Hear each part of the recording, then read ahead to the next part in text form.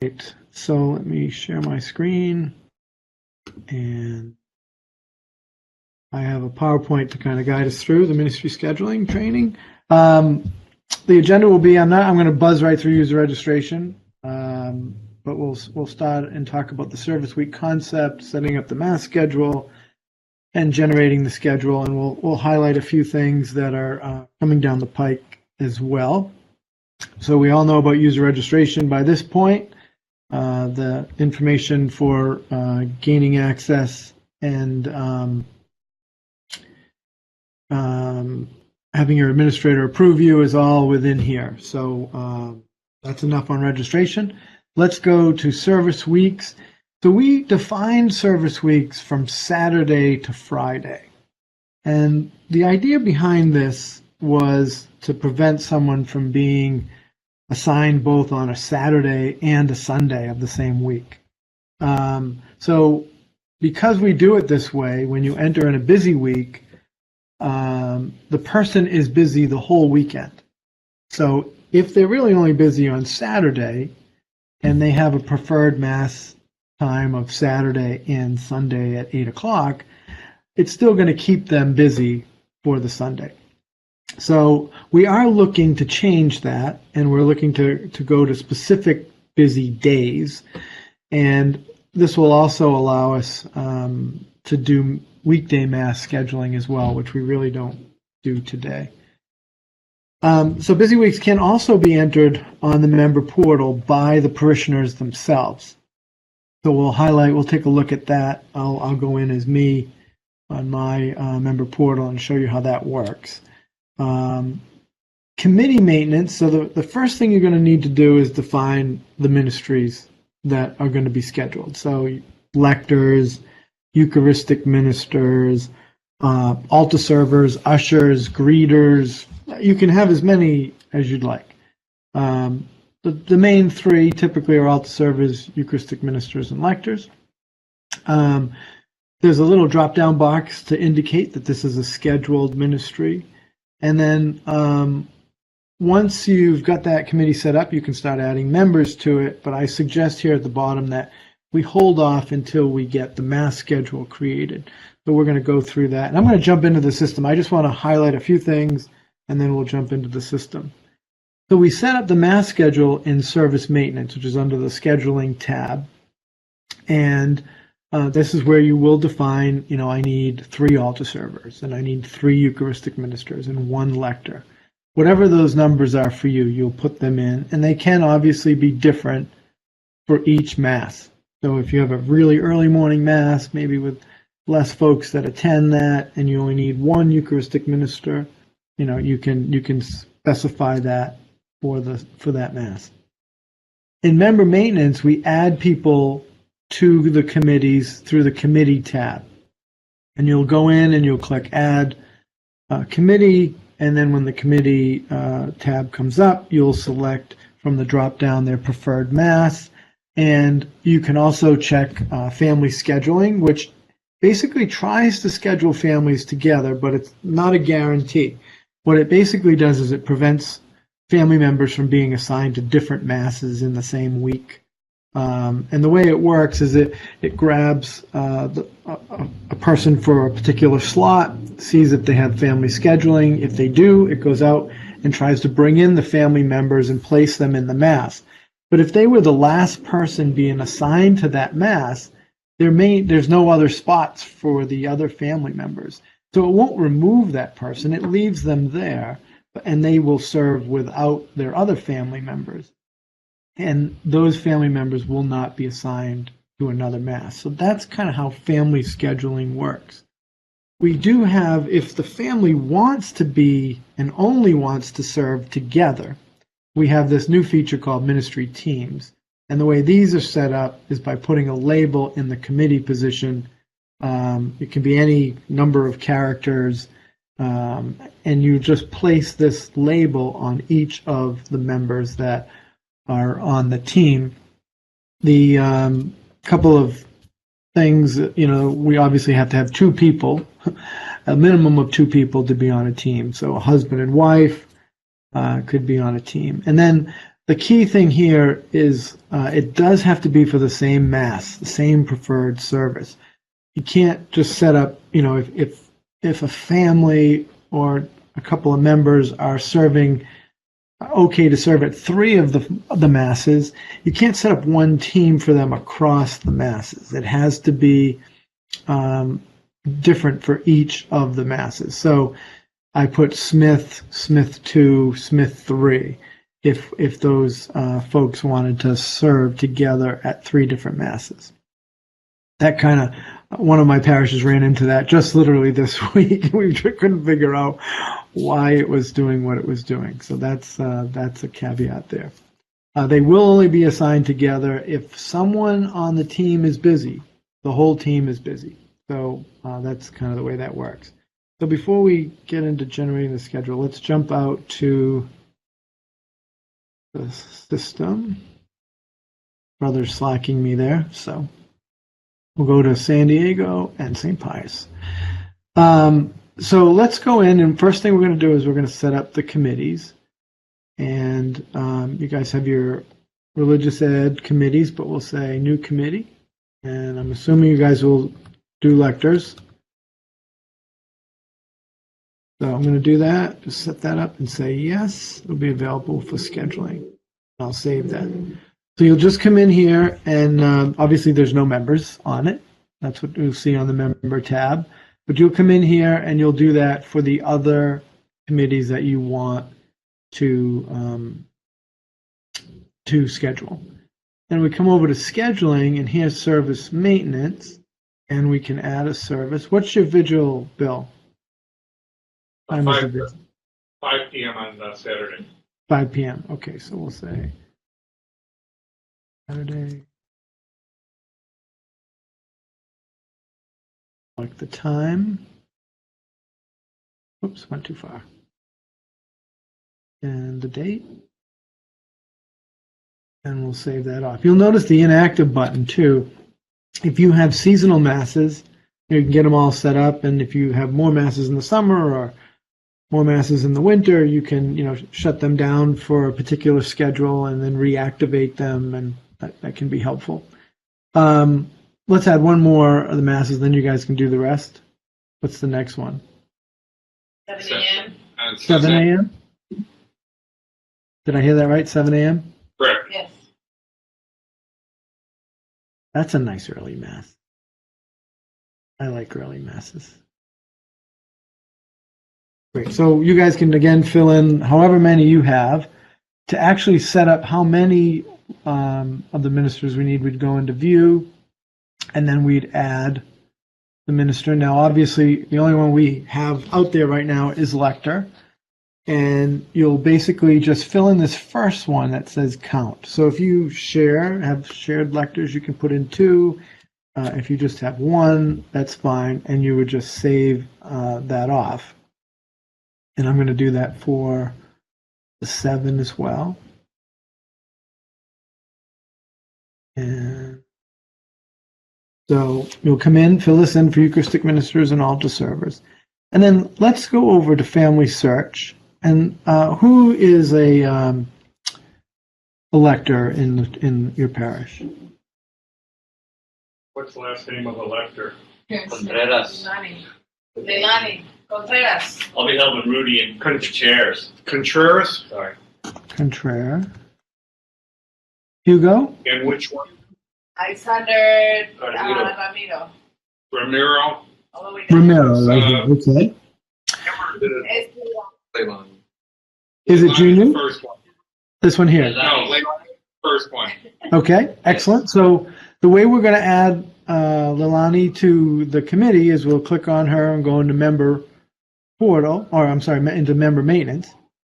And I'll click on committees, and we can come in here and say lector, and basically it'll be in the drop down, right?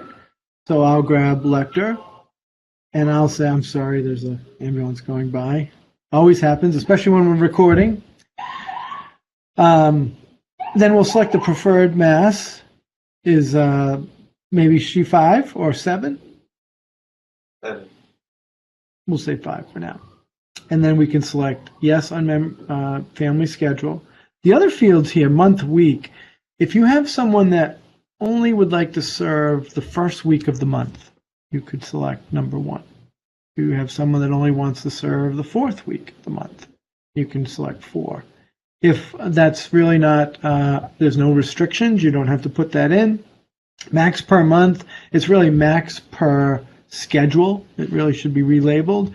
And if they only want to serve a couple of times or 4 times, and if that's not the case, if they'll serve whenever they're called, which is kind of nice, you can just leave that blank as well. But if you have someone that says, I only want to serve a couple of times on the schedule, you can come in here and put a 2 or a 3 or whatever. And then here's that committee position. It's Father J. Hi, Father. Can you put Leilani in 7 p.m. because I have a whole family serving, altar server and Eucharistic minister, so I want to play that. Yep. So you'll be able to alter this, and Father, for the team, you'll put in like team 1 here. So for everybody for that team, you'll just put team 1, and they will be assigned together. I think that's what you're thinking, right? Yeah. Uh-huh. You can call that whatever you want. I'm just going to leave team 1 there for now. And that's actually the process you're going to do now. Okay. And then I am going to jump over to the demo so that we can show you a couple of things here.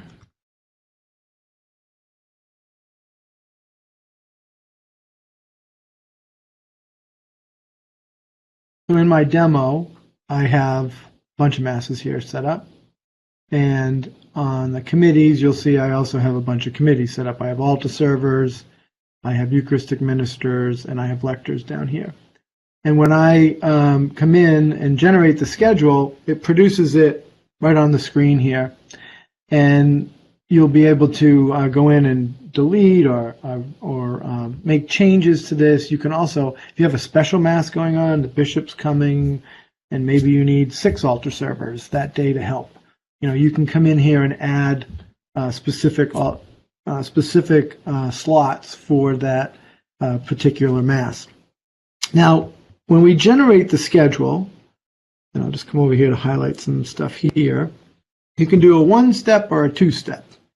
The first step in this, you generate the grid. If you think about when you're looking at a schedule, it's, you've got the mass time, and maybe in the columns, you've got the different ministries, and you're basically creating a grid with the number of slots that you need. So if you need 3 Eucharistic ministers, you'll have 3 slots.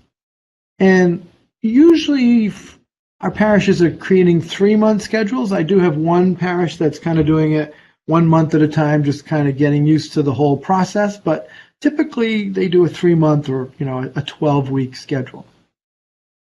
Then if the second step is basically putting the members into those slots, that's kind of how it works. And I always mention if you have manual requests, like, Armin wants to read at his grandfather's memorial mass, on the 2nd at 11 o'clock, that's a manual. And what you would do is you just generate the grid first. You go in and you place Armin as the lector on that particular mass and day, and then you do any of those other manual assignments you might have, and then you go in and do the assignment. That's kind of the idea of the 2 steps. And let's go in and I'll show you how that works. So we go over to scheduling, we say generate schedule, and let's say I was doing this for September through the 30th. And I'm just going to generate the grid. It's pretty quick. So you see we got all the open slots. Now let's say this is the slot that I wanted to read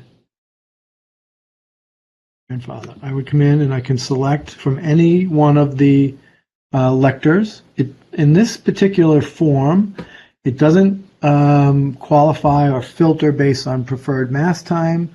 It also doesn't look at busy week. So you're brute force, putting this person in. So it's really important that when you are manipulating the schedule manually that you're aware of busy weeks and preferred times. But in these kind of situations where the person's actually requested, you assume that they're going to be available. So I'll put me in there, and we could put in someone else here.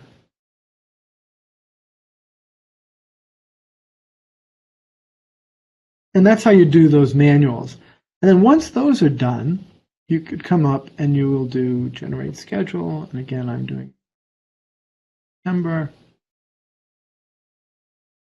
And I'm going to assign members to grid. That off. And now what the system's doing is it's going through, it's grabbing all the people based on their preferred mass times. It's looking to see if they have busy weeks, and if they do, they're not being assigned obviously to those weeks. And it's filling in the grid, and it should pop up here in just a second. This obviously is doing quite a bit. As far as teams go, it does do the teams first to make sure that they are grouped together. That's the way it has to go. And actually, we do take into consideration the number of weeks and how many lectors there are for the 8 o'clock. So if there's 12 weeks and we have 12 lectors for the 8 o'clock, each lector should serve once in the schedule. Now, lectors could be busy and they might not be able to serve a particular week, and when they come up and they're busy, they are thrown to the back of the line, and it just keeps going through. So some lecturer may get 2 assignments in a particular month, but it manages that. And the teams are also assigned based on those averages as well. So they're not going to appear 4 times and everybody else gets 1. It is managing or doing its best to manage and spread that out so that everyone is serving roughly the same number of times. So here's my filled in graph. You'll see I'm still there at the lecture. Nothing got overwritten or anything like that. And this took into account all of the service, the busy weeks. Hey, Arnold, yeah, go ahead. looks like you have like deacons in there. So is it good too to assign my deacons in? You can. I'm asking, What I was thinking, can I use it for my priests as well? I currently use like Google. Yeah, you can absolutely do that. Sure. Yeah, and the system. The only thing is, you might rotate them through. In our desktop app, we used to have the ability to rotate and even have multiple, right? The deacon might serve twice in a weekend. So we had that ability to rotate. We don't have that rotation through now. That's the only issue. So what my pastor does is basically what we're seeing here. He just has me put in a slot for the deacon. Yeah. And he may rotate that slot through, but he'll create the grid, and then he'll say, okay, well, the deacon's only going to serve at 4 on this weekend. He's not going to be at the 8. I'm just going to delete that off so it doesn't appear on the schedule. So that's kind of what he'll do. And we only have one deacon, so we know it's Deacon Joe, and he's going to be at that mass. Well, you could also plug them in manually too. You absolutely could. Yep.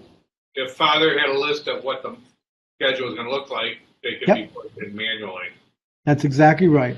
And then just to show you what the report looks like, over here, the scheduling report, you have a little ability to customize this a bit. So I'll select my date range. You can also run it just for a particular member or for a particular family. But I'm just going to run it for the whole crew. I'll select altar servers, and I'll put Eucharistic ministers, lectors, and we'll put the deacon in the far right column. Print. This produces like a grid. I end up, after I generate this, I'll talk about how I email this out to the ministers. So now, voila, there it is. So nice and readable. It's got like I said, the ministries are in the columns, and the mass times are over here on the left.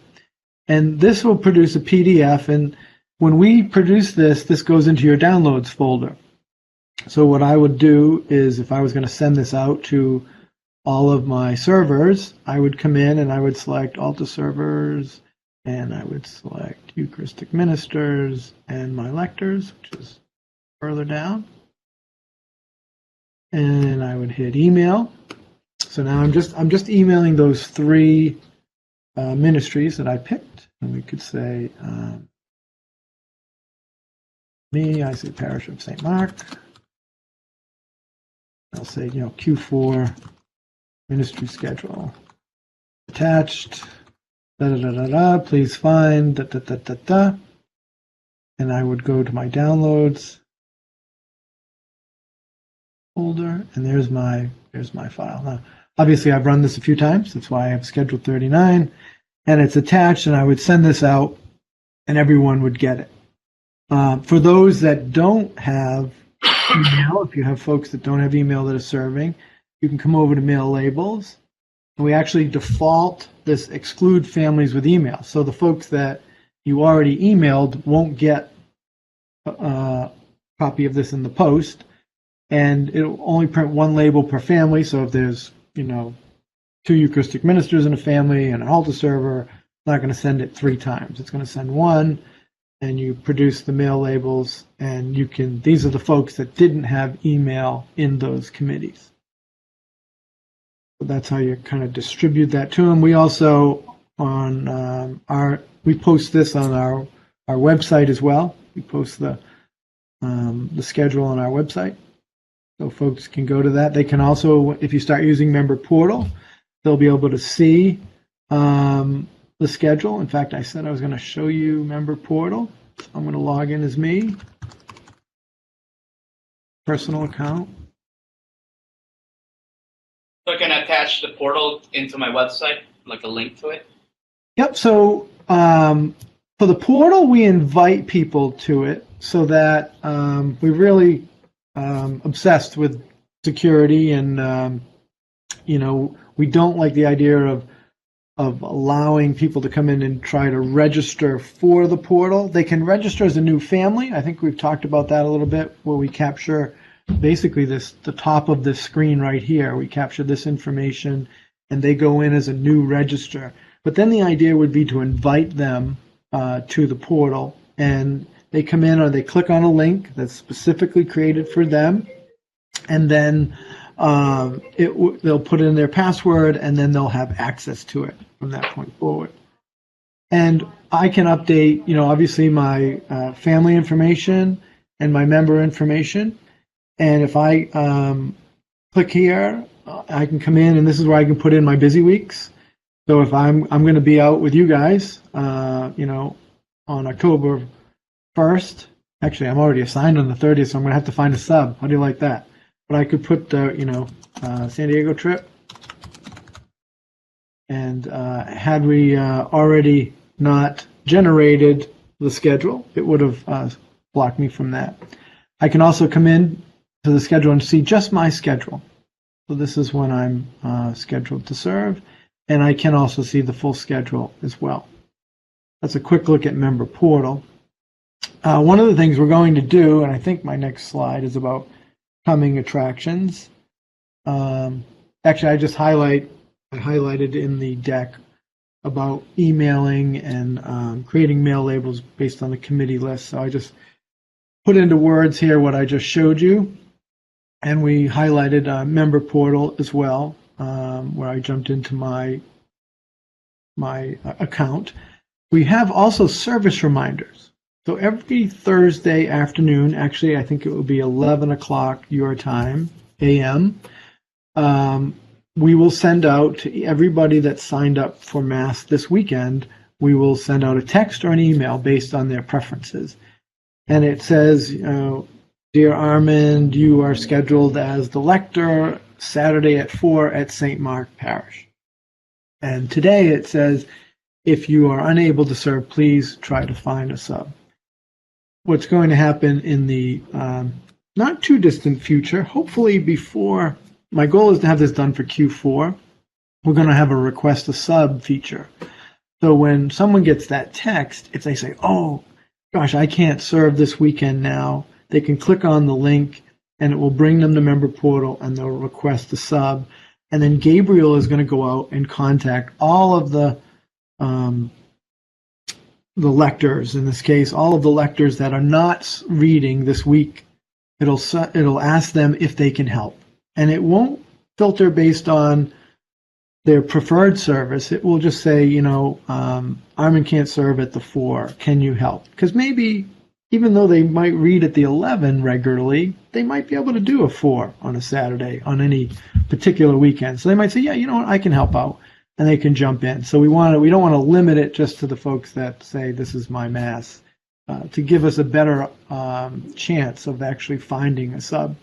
And once they confirm that, then anyone else that says, yeah, I can help will be told that thanks very much, it's already been settled.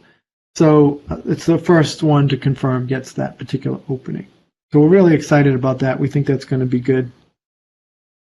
And we've already kind of covered a lot about client support, but again, I highlight in this deck contacting support and going to the support site. Oh, any questions I can answer? No, I think that was pretty good. I think it's Very thorough. not that difficult to set up. Yep. And the report function will be great then to put on the website and the email, and then the few of the people who don't have the emails, like you said, we can mail them.